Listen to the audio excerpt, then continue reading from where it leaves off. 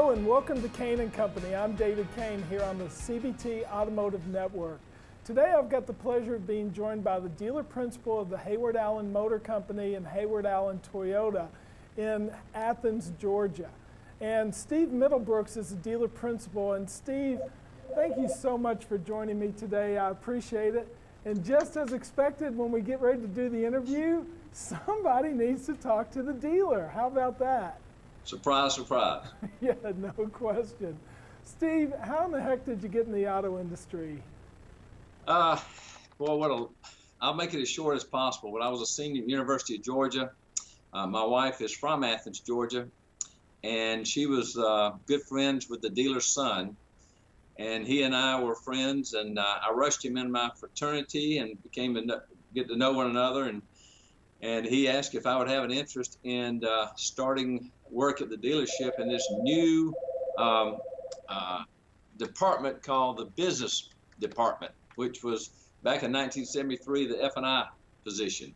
So I interviewed, I was offered the job, $800 a month and a new car to drive, and I could live on that the rest of my life. Awesome, man. I'll tell you what, you probably did have bug eyes back then, and man, a new car.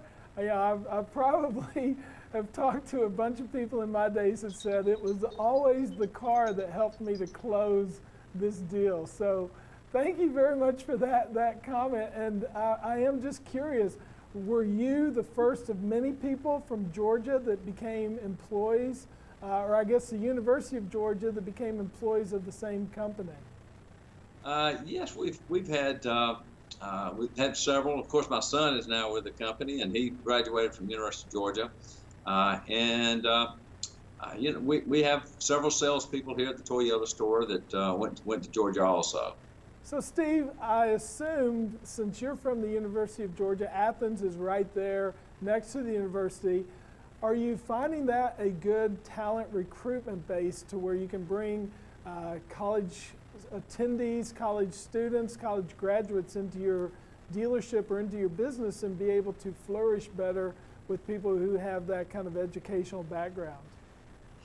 David, I would tell you more of recent nature than in years past because of the advent of social media, and we're finding, like the young lady that we have that's in charge of our social media. Obviously, her degree was an IT degree at the University of Georgia that gave her a leg up, and it sure was nice to have someone much younger than me to head this up and stay ahead of the curve. And I love to read about anything and everything that's going on, especially the change that's out there. And you know about change more than anyone in many years that you have been in charge of your company. But no, it's been great to have this resource over there. We'd love to use them even more than what we are currently using. You bet. Well, we have a lot in common. So my daughter started working with us a couple of years ago, and I've met your son Wes. I know he's very, very active in the business. Tell us a little bit about what it's like to be in a family business in the automotive industry. David, I have learned that when I was pretty much, I'm a type AAA personality, which is unfortunate for my son.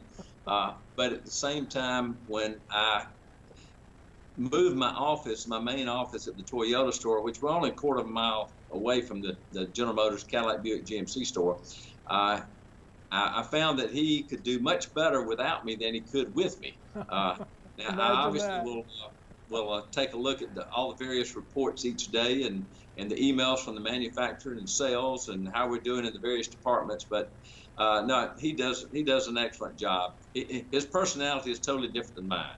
I'm more, like I said, AAA personality, and he's more analytical, if you will. So it's a good team. That's good. Well, it's nice to have that. I was actually at the Kentucky ball game this past weekend with my father and got to enjoy that, except for the end result, of course. But it's so nice to be able to lean on a family member. And now I've got my daughter working with me, and there's just a comfort level. Well, it is, and it's fun. It can be challenging, when you have a family member in the business, but at the same time, This is his desire. It's not anything that I forced on him. And as we all know, in any profession, if you enjoy what you do, it's not at work per se. Yeah.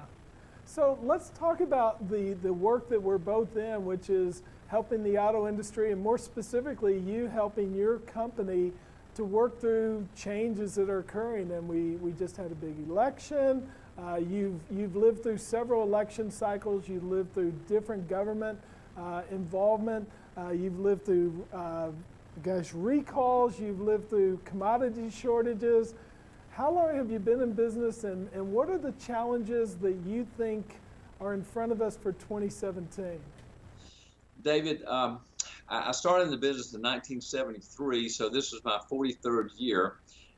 And I would tell you, as I said, I'm active in so many different things, and that's just my personality. I enjoy doing things, whether it be civic related, to my church, through mentor programs at the University of Georgia, Fellowship for Christian Athletes. I could go on and on, but two things that I have been passionate about in our industry is serving on the board of directors for the Georgia Automobile Dealers Association, and more recently, which you can easily relate to, as being elected on the National Automobile Dealers Association, which your father just was an icon with NADA. In continuing to answer your question, it has been an eye-opener to see the local and state issues that confront us, but looking more on the national basis. Like, we were attending a meeting in Palm Springs a month and a half ago, and just the CFPB and how that's affecting our industry. The EPA and their mandates by the year 2025. When you try to run a business on a day-to-day basis, and then you look and see some of the I hate to say strangleholds, but that's what they are. I would hopefully say that they have good intentions, but when it's going to affect our industry as well as the consumer and the cost, of course, of the consumer, that's concerning. So that's a huge issue there. Yeah, I would imagine. And, I like how you put it, because these actually government people are our customers. So we know they have good intentions. And I think to a large degree, the NADA's role is to help educate and to do a pathway into the right offices. And I know that each year the NADA does an outreach to where you all literally will go to Capitol Hill in Washington, but also on a local level with your state government, and the GADA invites legislators in. And these are business people. They run businesses in other industries just as you do. So at least on a local level, they're not professional politicians, although they may behave like that sometimes. But how important is that governmental outreach that you've achieved with the GADA and what you're going to be doing with the NADA? Well, it's critical, and so often, and it's like any kind of relationship, David, this relationship with your spouse, with a coworker, with a customer. If you don't have good communication, it's kind of hard to know what the other party is thinking. And, I'll get on a brief tangent here, but in the state of Georgia, we passed a casual sales tax a year and a half ago.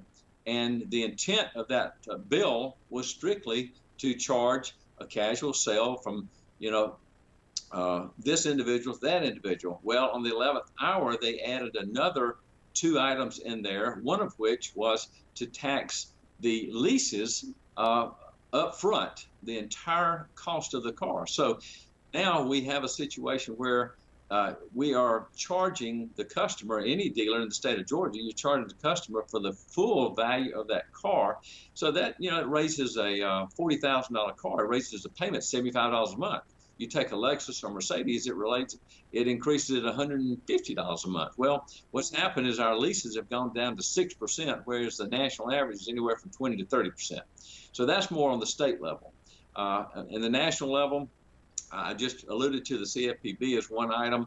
Another thing is I mentioned industry relations. I mean, we love Toyota, we love GM and so forth, but, I'm sitting there talking and listening to other Nissan dealers, Mercedes dealers, Audi dealers, and so forth. And, you scratch your head and you wonder if we're on the same team. Yeah, I would imagine. Well, here's what's interesting, and I don't know if dealers realize this, that your salary to be a member of the NADA or GADA is really meager, as in fact it's zero. So you all are literally giving your time to go represent dealers. And I would imagine, based on the fact that you've had 5 phone calls and maybe several more since we started talking that you might have muted, you've got other things you could be doing just in your own business. So what drives a dealer to give to the industry like you're doing? Well, it's like, what do we want for the future of our children and our grandchildren? Well, in a way, that's kind of like it is in the car business. I would like for the auto industry, which hopefully my son and possibly my grandchildren would want to be involved in it. I would hope that there would be some stability in the franchise automobile system. We know there's going to be change. We know that. But hopefully the change will be something that's tolerable and that would cause the franchise system to continue, for years to come.